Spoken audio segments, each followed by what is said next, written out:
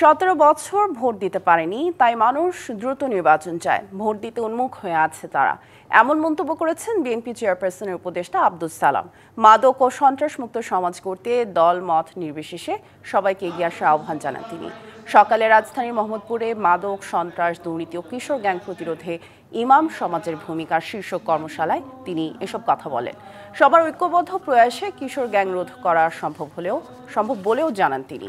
এ সময় যে কোনো অন্যায় অবিচারের বিরুদ্ধে সচেতনতায় ইমাম সমাজের সম্পৃক্ততা বাড়ানোর উপর গুরুত্ব দেন। মানুষের অধিকারটাকে মানুষের ফিরাই দিই। 17টা বছর আমরা ভোট দিতে পারি না।